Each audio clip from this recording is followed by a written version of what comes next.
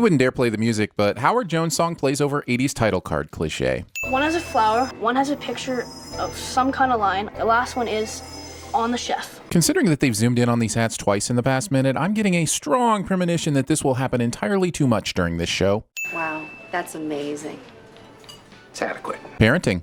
Get him his cake. But how would she know which cake to get him, or that he even wanted cake? She just walked up, and this was well after Sean mentioned the fudge cake. Also, fudge cake. Hey, it's the store manager. He did it. His hands, nervous tick, dead giveaway. And he won't look at the reporter in the eyes. The assumption that the man on TV is a thief because he wrings his hands nervously is utter nonsense. What if he had anxiety over talking to reporters? Or he had to pee really, really bad and was just trying to get to the bathroom? Hi. It was amazing. I'm Sean Spencer. This whole walks up to the counter and talks to the person on the phone rather than waiting like a normal person is the stuff of movies and TV shows. Nobody does this in real life, and if you know someone who does this, I think you may need to choose better people to be around. Don't you try and trivialize police work. I think you're doing a bang-up job of that all by yourself. I get that being annoying is part of Sean's charm, but I'm with him here. Yeah, him being able to solve all of these crimes by watching news reports is odd, but it would be a lot easier to prove he wasn't involved in these crimes. So this seems like a waste of everyone's time, including mine, because this pilot was over an hour long. I got the information because I'm a psychic. Close enough. Roll commercials. Ick. I'm getting dance lessons for a wedding reception. Wow, that's amazing. No, what's amazing is that the two arresting officers who showed up are the two Sean got visual cues from earlier to be able to pull off these psychic shenanigans. And Sean also got lucky that Lassiter tipped his hand to doing the horizontal tango with not Juliet. Go to detention room number 2. All the evidence is in his left shoe. Sean was never privy to which room Mr. Bloodthirsty was taken to, and I guess that means he is psychic? Can't be lazy writing. His alibi checks. Wait, I'm getting something. The clock says 10:40, but earlier when Sean arrived, it said 10:52. This show jumps to so many conclusions, I'll be damned if I let it get away with jumping through time, too. Case closed. Heard about what you did in there. Oh, you're welcome. That wasn't the phrase I was going to use. But you are about to ask him to assist you on a high-profile kidnapping case, so this antagonistic approach does seem a bit odd. Better than your acupuncture clinic. I didn't realize experience was necessary. Just pointing out that the lead character of this show, at one point in his history, opened an acupuncture clinic and jabbed people with needles just because he could.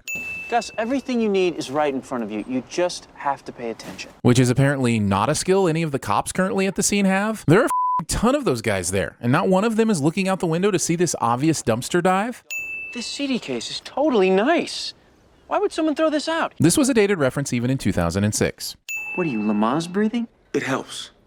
I cover a few birthing centers. Just let me know when the contractions are 2 minutes apart. This pilot might be a little rough around the edges, but the one thing it nails from the get-go is the great rapport between James Roday and Dule Hill. She reads Vonnegut. Wow. Ah, yes. I remember how in the early aughts, reading Vonnegut was the identifier of a cultured person, because those of us who were reading Grisham, King, or Patterson, well, we're just assholes.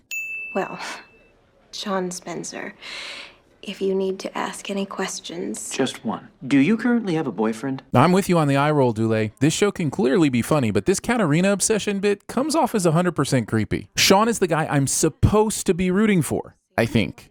Since you've been here, all you've done is dig through the trash, hit on the victim's sister, and falsely accuse her boyfriend. That's also known as the douchebag slacker Holy Trinity. Fine. Solve this case by myself. Wouldn't Sean be doing that anyway? As much as I love Gashawn as a team, I'm not sure I completely understand what Gus is bringing to the table. I mean, other than a car and his ability to write stuff down. How did you get in? Far less effective on a second-floor landing. Agreed. But why did Sean bring the key inside instead of just leaving it where it was? Did he know he would get the perfect timing cue for a visual joke? But wait, there's more. Speaking of more, there are entirely too many limes in that bowl. Ooh! Should I slice this up for the road? Pineapples welcome. Also, pineapples are not a snack fruit for the road, and even if someone wanted to be adventurous and eat juicy fruit while driving, there is no way it can be sliced up quickly. This whole snack suggestion is a pineapple of lies. Wouldn't the police have checked this out? Why no, Gus? That makes too much sense. We need incompetent police so Sean can accidentally himself into solving cases. Tell the chicken enchilada, extra chicken. Okay. I'll have the cheese quesadilla. Coming right up. Coward. Or maybe she doesn't want chicken? Maybe she feels like secretly sleeping with one is enough chicken in her life. Why would I tell anyone? Let everyone think I'm working my way up the ladder the hard way? Get it? The hard way? Also, this is a terrible way to introduce a strong female lead, and I hope they find a way to fix this narrative with thoughtfulness, instead of just sending a mixed message that the affair is somehow just her fault by shipping off the female lead to another department and letting the male lead just stay in his position. So the plan was to annoy them into believing it. No, you see, the plan hinges on, quite literally, the direction of the wind. Billy Camp's working the grill. So?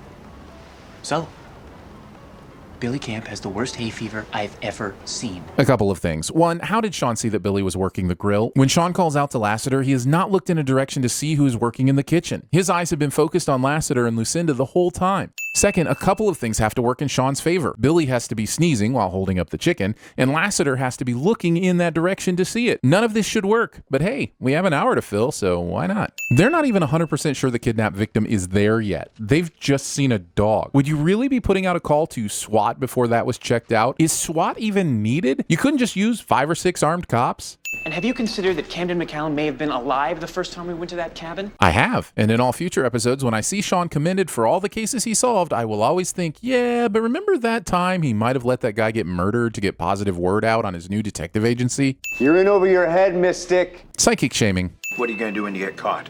Move out of town. I'm not gonna get caught. You definitely will if you keep discussing it this loudly in public places. Go buy the bag. Sean orders Gus around, lies to him, manipulates him, and I just can't figure out the special friendship glue that holds them together. Maybe it becomes more evident in future episodes, but as for now, I'm saying Gus should go back to Big Pharma. So somebody at that house did pay a ransom. So much of this show is dependent on ridiculous coincidences. Basically, Sean's superpowers are being observant, counting hats, lying, and jumping to conclusions like a lemming leaps from a cliff. Unfortunately, gut feelings aren't admissible in a California court. But whether or not a glove fits is. You're not a detective. You're not even a cop. Yep. So why invite him into your home in the first place? You're right. I'm a psychic.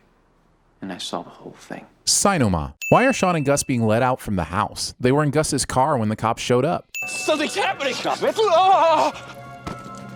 I'm not sure how good of an actor James Roday is, but he is 100% committed to this role. And this kind of exuberance delights me to no end. It was an accident. I didn't. This is a rich man with probably a team of lawyers. There is zero chance he gives up the goods because of Sean shouting out, Check the wound! It's a fresh wound! It's still a fresh wound! And so the fake psychic finds his place in the world, a fraudulent, terrible friend with an unhealthy grasp on how to relate to women. For all of these reasons, I don't want to watch the show again, but I will, just to find out if that damn tile is replaced. Actually, it's our agency. I put your name on the lease as well. Add forgery to the list of ways that Sean shows he cares. Why is Sean driving Gus's car? Man cannot be trusted.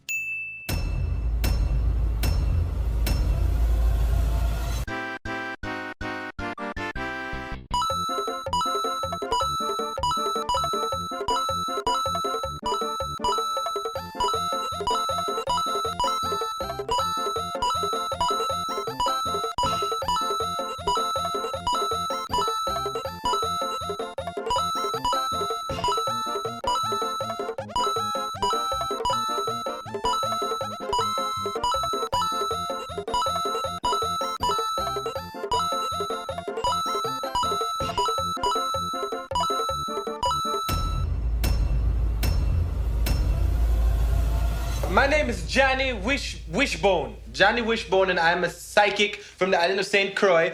If you've ever wanted to know what it's like to probe into the back end of TVSins and learn our deepest, darkest secrets, Behind the Sins podcast is just what you need. Each week, writers Aaron, that's me, Danae, that's me, and Jonathan, discuss what it takes to create the content that you enjoy on YouTube. Hopefully enjoy. They probably do. I mean, even if they don't, we talk about it. That's true. I guess I'll just wrap this up real quick and let you know that you can listen to Behind the Sins here on YouTube. Or search for the show on your favorite podcast player. Yep.